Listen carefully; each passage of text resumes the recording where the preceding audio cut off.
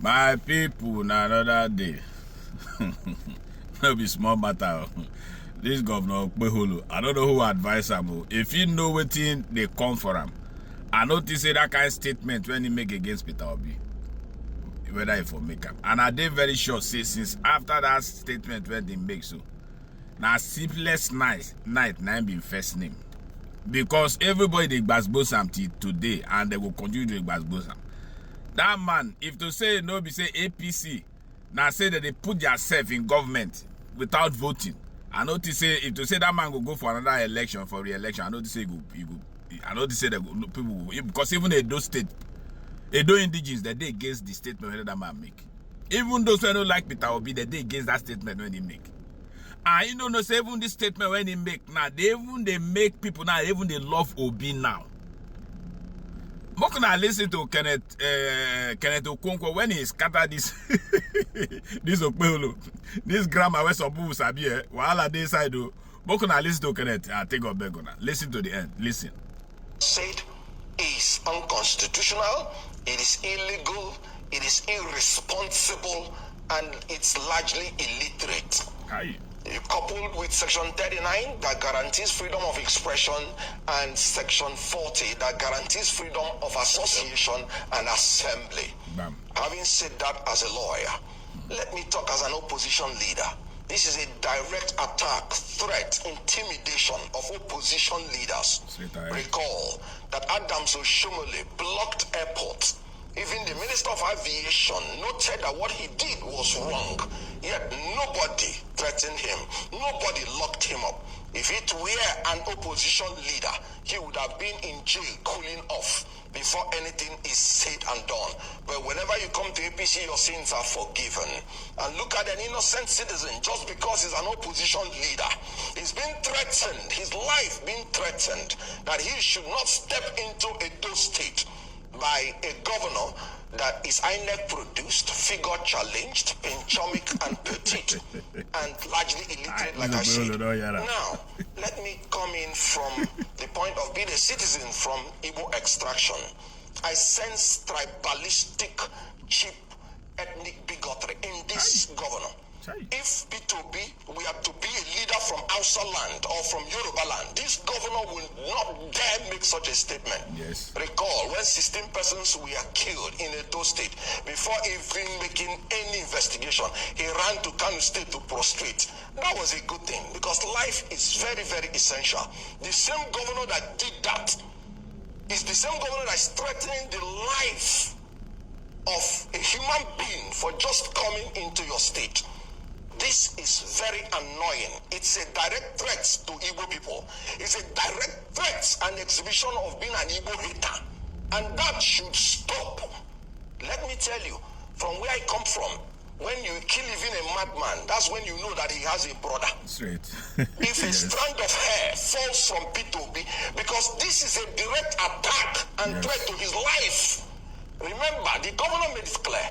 He said his security can no longer be guaranteed. He used the word never. If he does not take permission from him, let me ask Monday Okpeholo, does it mean that when he finishes as a governor, before he travels to any state in Nigeria, he would have to seek the permission of all the governors?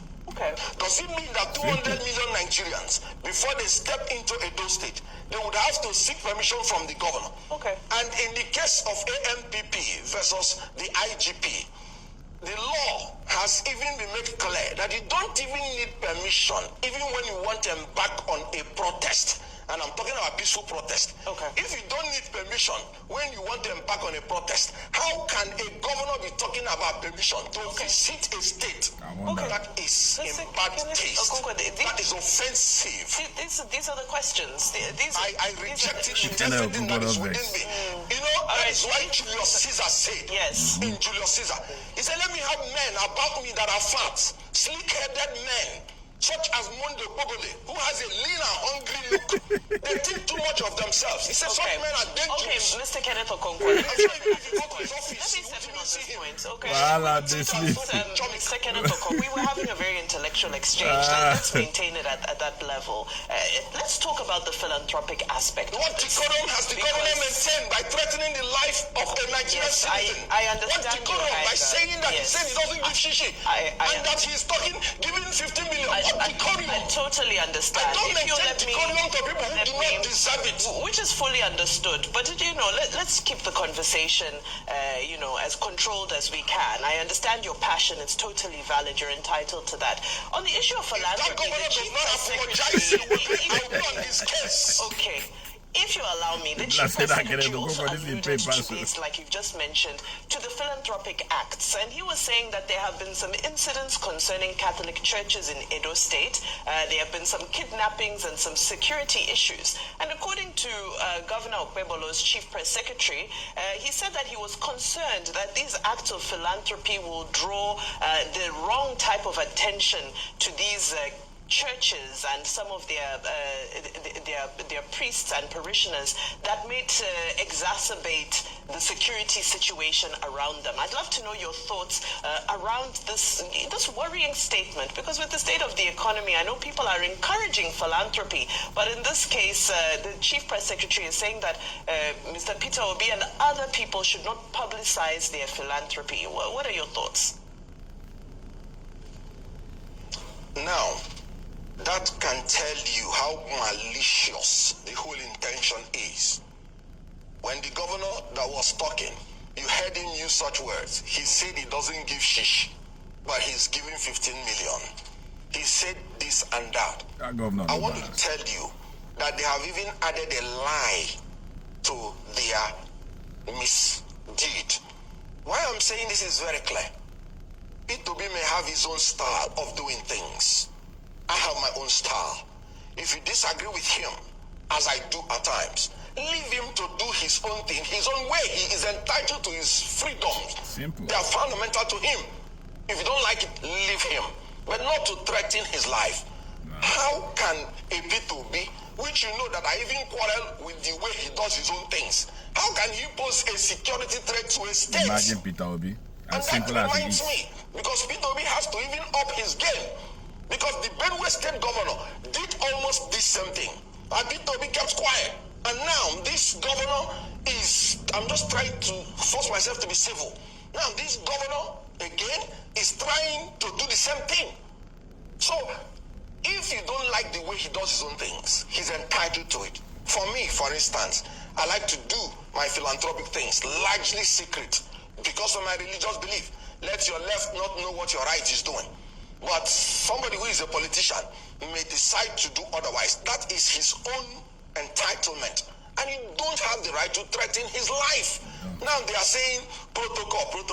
What do you mean by protocol? Do you need permission to go to any state? What protocol is it?